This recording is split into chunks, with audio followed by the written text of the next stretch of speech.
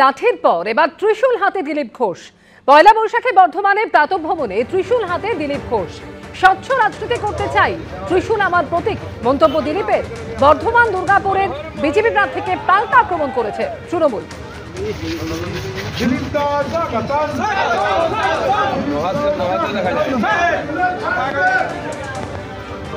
আজ বাংলা নববর্ষের প্রথম দিন সকালবেলা আমরা বর্ধমানেশ্বর মহাদেবের দর্শন এবং পুজো করলাম।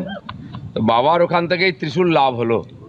বাবা যখন যখন এই বিশ্বেতে পাপ আর শুভশক্তির তার বেড়েছে প্রভাব, তখন তিনি ত্রিশূল হাতে তুলে নিয়েছেন, তাণ্ডব নৃত্য করেছেন।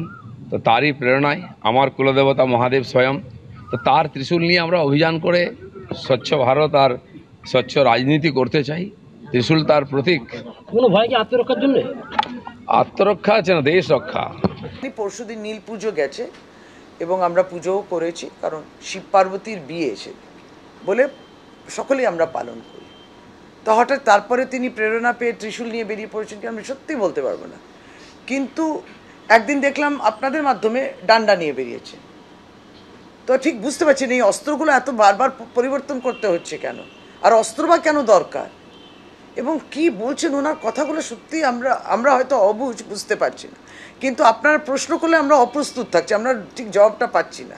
আমরা জানি গণতন্ত্রের উৎসব, আপনার এত অস্ত্র আছে, আপনার বিএসএফ আছে, সিআইএসএফ আছে, সেন্ট্রাল ফোর্স আছে, এত ব্যাটালিয়ন নেমেছে, আপনার কেন্দ্রীয় এজেন্সিসগুলো আছে, সিবিআই আছে, ইডি আছে, ইনকাম ট্যাক্স আছে, এনআইএ আছে, তারপরেও আপনি ত্রিশূল আর ডান্ডা ধরছেন কেন? মেদিনীপুরকে গদ্দার বলেছে, আপনিও ওর মধ্যে পড়েন, আমার নাম ধরে বলেনি, বলেছে গদ্দারদের জেলা থেকে আপনারা সব গদ্দার। আর উনি ভদ্র মহিলা, কালীঘাটের টালির নাচার নিচে থাকে, নিম্ন মেধার মহিলা হলে যা হয় তাই হয়েছে। ওর মুখটা ব্লিচিং ফিনাইল দিয়ে আগে পরিষ্কার করা। এনআইএ রাজ্য পুলিশকে জানানোর 2 ঘন্টার মধ্যে ব্যবস্থা নেওয়া হচ্ছে। উত্তরপ্রদেশ, মধ্যপ্রদেশ, গুজরাট, দিল্লি কি নিরাপদ? পাল্টা প্রশ্ন শশী পাঁজার।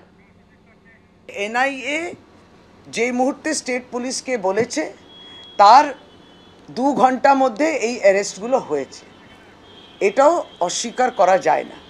এবং মমতা বন্দ্যোপাধ্যায় পরিষ্কার বলেছেন যে পূর্ব মেদিনীপুরে আশ্রয়স্থল কেন হলো, এবং তিনি এটাই বললেন বক্তব্যে যে ওই যে শব্দটা ব্যবহার করে দিদি বলেছেন যে ওই জায়গায় ওই জেলা এরা কী করছিল। ফলে আমরা বলি তো আপনারা সেফ হেভেন বলবেন কেন? Uttar Pradesh safe, Madhya Pradesh safe, Gujarat safe, সব সেফ, সব দিল্লি সেফ। এইগুলো নিয়ে আপনি কারা প্রশ্ন করছেন? তাদের তো সেই নৈতিকতা নিয়ে প্রশ্ন করা।